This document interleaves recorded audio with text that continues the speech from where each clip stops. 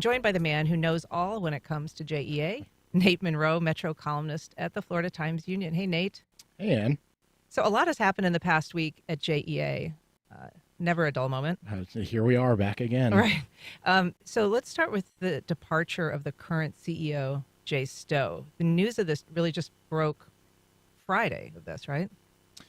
Yeah, I mean, this became an incredibly fast-moving story. As you know, I mean, I had sort of been in trial mode for much of this year, and frankly, had not covered JEA, like the sort of day in, day out kind of things happening there as a beat in quite a while. And so, I was aware of some of the rumblings and a kind of sense of discontent between the board and Jay Stowe for a while. I think there were, I think it was fairly clear as of like the fall of last year that there was some tension building. But I almost got the sense that JEA tried to really keep the peace during the trial, and once that was over, it kind of felt like the dam broke, and we just arrived here very quickly. It was funny because during that trial, they, bookended their presentation, prosecutors did, with the former CEO, Paul McElroy, and then kind of wrapped up with Jay Stowe and, presented this as a package. And I guess it would have been awkward at the time if, Stowe was having an open, fight or disagreement with the board. But if this was happening for so long, it's kind of surprising that it seemed to catch everybody a little flat-footed. That the board had to schedule this emergency meeting on Monday, after the Friday when the news broke. Yeah, I mean, I think this was kind of a gradual building of gripes between the board and the CEO. And I think, this is a little bit speculative on my part, but I think that there was a little bit of a shakeup in the management team that Jay had put together in his top executive team. And I kind of feel like, one of the issues that I think was going on here was the board felt like Jay was keeping them out of the loop on things. And I think in turn, Jay Stowe believed that the board was trying to micromanage aspects of his job. One of those things was the composition of his management team. One of those highly paid executives working under him, he had allowed to live out of state, and was very fond of in terms of like her abilities, thought she was doing a good job. And this became a source of contention for the board. That executive ended up resigning. And I think that was kind of the impetus for this, like, hey, like this relationship is not working.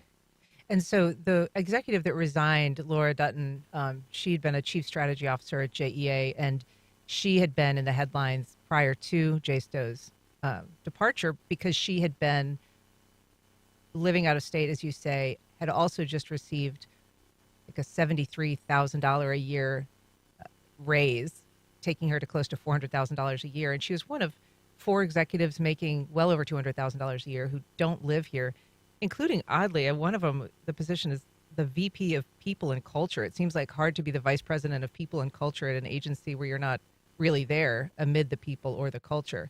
So that series of headlines about the executive pay and people living out of the area really did create, I guess, a headache for him. It was definitely a headache. I mean, but again, like none of this was stuff that on its own would it kind of ordinarily lead to, the ouster of a CEO.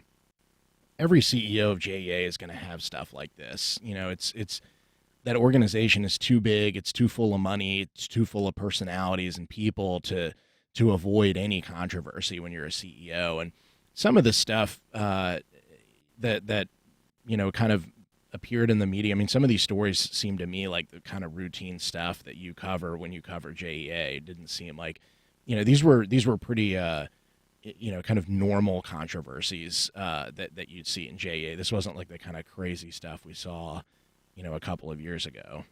So there's the aspect of their former CEO going through this criminal procedure, but also big picture, there's just been a number of leadership changes of the agency.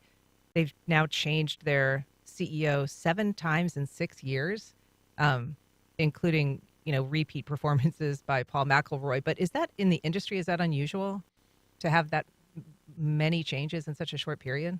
I can't say that every public utility hasn't had some time of like instability, but I think the idea, and certainly what Wall Street likes to see, is stability. And people who are around for at least 4 or 5 years.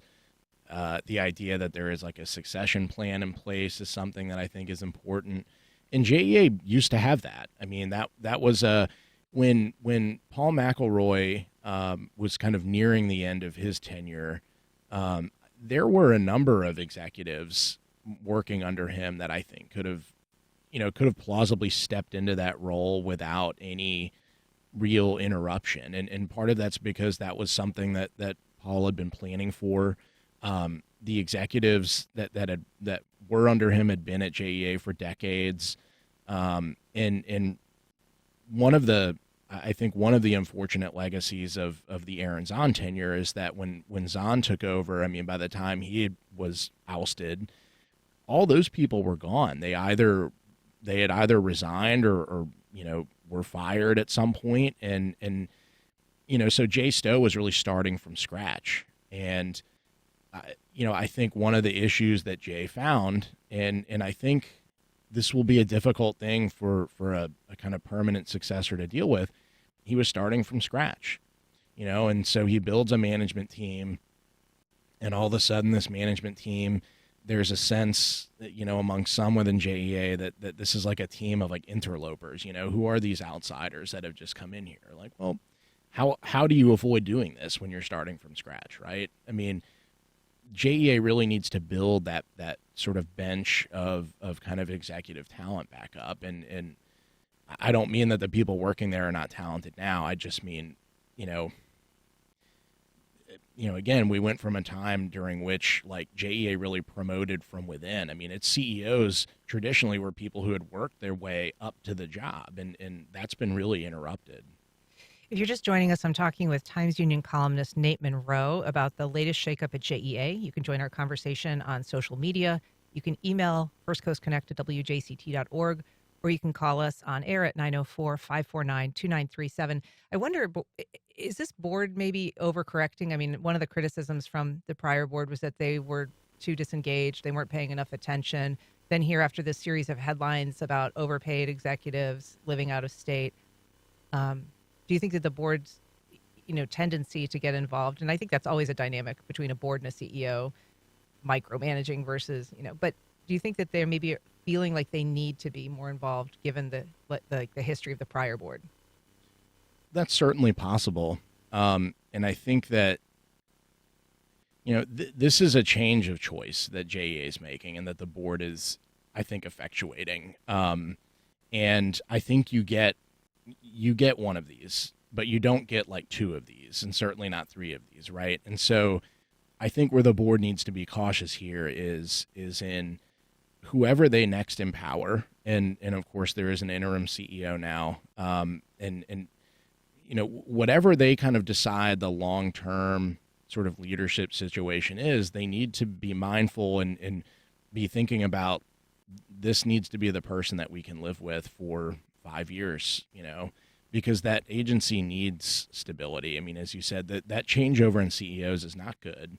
And I do think from the kind of management class of employees all the way down to the front lines, there is a feeling of instability, and it's scary when the CEO of your company is like constantly somebody else. That's weird. Which is why you would think that this board would be cognizant of that and perhaps preparing for a less abrupt transition than just occurred. But I wonder, the CEO that is now serving as the interim kind of came out of retirement just very recently and got back involved in JEA. Do you think that the board was trying to cue her up for that transition, maybe in a more orderly fashion that they just somehow didn't get ahead of? I mean, that certainly could have been the case. So Vicky Cavey is a longtime JEA employee, started as a mechanical engineer and worked her way up and became a trusted advisor to Paul McElroy. And so I think she's in my mind at least, and I think others often kind of associate her with like that kind of McElroy era of JEA. And I do think in some ways her appointment as the interim is a little bit of a kind of a throwback, kind of an effort to sort of recapture that time when JEA was really cultivating its own talent and sort of promoting from within. Whether she'll be able to replicate that is something we'll have to see. Do we know anything about when we'll learn of severance packages? I mean, this Jay Stowe is going to remain roughly till August on kind of an interim advisory consultant basis, but he's out for all intents and purposes, and she's in. Are they going to end up having to pay him out in the same way that they were initially obligated to pay out someone like Aaron Zahn? I thought that I'm not sure about that. And I'm not saying that JEA did not explain that, but I think that his compensation was something that they'd Previously. previously talked about. So let's switch gears if we can. The utility, as we said, just wrapped up this damaging criminal trial. And I wonder how much scar tissue you think was created in that whole disruption with Aaron Zahn, going to court, being charged, now convicted. Is it something that the utility as a whole is damaged by long term? Is it affected, or do you think that they're able to just kind of pick up and move on? Well, no, I mean, I do think there was long-term damage, and some of it is what I just described, which is the complete depletion of institutional knowledge in JEA's executive ranks. I mean, Zahn's elevation as to the CEO job really kind of interrupted, what was a real succession plan. I mean, Paul McElroy had I think been a kind of a mentor to Melissa Dykes, who was the CFO at the time, and had kind of a similar trajectory at JEA as Paul had done. And so, I mean, I think there was kind of a succession plan in place. I think there were people around the CEO at the time that again could have stepped into that role. The head of the electric system had been there for a long time and was pretty well respected. I mean, so the depletion of all of that, Zahn either ran them off or brought out their worst qualities and kind of rendered them incapable of leadership. I think that's something that happened to Melissa Dykes, where these people just ended up getting sort of wrapped into the controversies and would get fired later. So, I mean, I think that depletion has had a very significant long-term impact on JEA. And I think to some degree it explains why we're seeing what we're seeing now. So Aaron Zahn, despite being convicted, has now made some filings in that case, asking for an acquittal from the judge or asking to have a new trial. So tell us about those new filings. Yeah, I mean, we knew that these were coming. And I think this is a not unusual part of the kind of trial process here, that, defendants have a right to ask for a judgment of acquittal, even if a jury has convicted them of crimes. And that's what this is.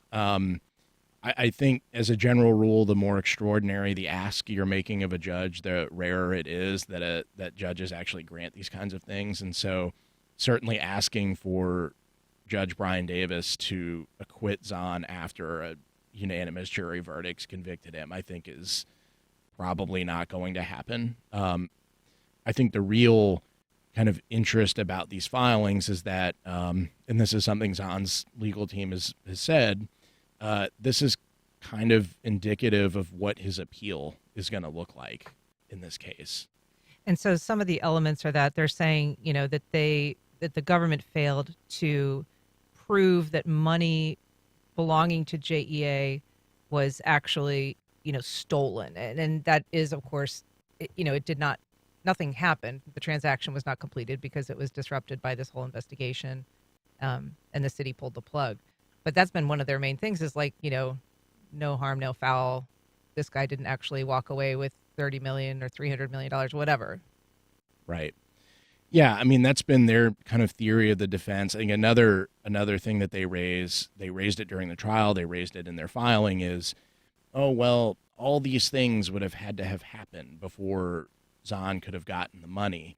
The whiteboard that they laid out, they had this long list of items. This long list of things. And I understand why they're raising that point. I mean, I think just logically, I mean, look, the nature of a conspiracy is if you and I conspire to rob a bank, there's like a whole lot of stuff that has to happen before we're successful in robbing the bank, right? Like you've got to knock out the security guard. We have to make sure the silent alarm doesn't get tripped. You got to get the guy to open the vault. I You mean, put a these are lot of all thought into things that this. have to happen. Yeah.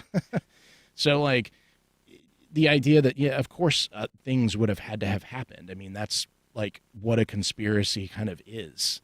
So, some of this stuff is some of these are arguments that Davis has already rejected. And I don't think that he is going to. I don't think that he is going to enter a judgment of acquittal for Aaron Zahn based on this. But I do think some of the arguments they raise might, there is always the possibility that they can find some traction with appeals courts. I mean, the bottom line is public corruption is very hard to prosecute. The Supreme Court has made it even harder to prosecute over the last couple of decades, and so that to me is what I really think they're kind of talking to the 11th Circuit at this point. Yeah. And so what are we expecting to see next? I mean, he has not yet been sentenced. I think that's in June. June. But what happens once he's sentenced? Assuming that he's going to file an appeal, a lot of times defense attorneys will ask for someone to remain free pending that appeal process. What do you anticipate the judge would do in this case? Is he going to allow him to remain free, or would he get some prison time right off? I mean, I think. Conceivably, he could get no prison time anyway, I guess, depending on what the judge chose to sentence him to. Right. Yeah. So first we'd have to know what the sentence is. Yeah, he will probably ask to be able to remain out of prison pending his appeal. I don't think that is a very commonly. I don't think that is something that judges often allow for. That's not something that Corrine Brown, a longtime congresswoman who was in prison and also on trial several years ago, she did not get that chance. And I think for the judge to do that, he would, a little bit like this judgment of acquittal, he would almost have to believe that Zahn had a decent chance of getting these convictions vacated, and I don't know why the judge would think that. This was a trial that he oversaw and helped organize, frankly. I just want to get to a comment that we got emailed from Mark. He says, going to keep banging this drum. JEA continues its war on residential rooftop solar and net metering with terms like duck curve or demand curve, because apparently they can't quite figure out when the sun will rise or set, or even when it's cloudy. FPL pays a fair rate for excess solar power, but JEA does not. He says they would rather buy expensive private solar than allow rooftop solar. And obviously the issue of solar power remains a big one in the state. Both FP&L and JEA have not necessarily encouraged solar power, or certainly rooftop solar power. Right. I mean, the rate that FPL pays, the better rate that they pay is not for lack of trying on FPL's part to get it reduced. I mean, that's JEA has a little bit more autonomy than the investor-owned utilities do in Florida, and so they essentially implemented a net metering program that all the private utilities wish that they could implement for the rest of Florida. Yeah, and I mean, I think that we know that those companies have acknowledged that pushing back on solar is actually something that they work on, that they do. Yeah, I mean, we saw that happen in real time. Yeah. Well, Nate Monroe, great to catch up with you on JEA. Thanks so much for being here today. Of course.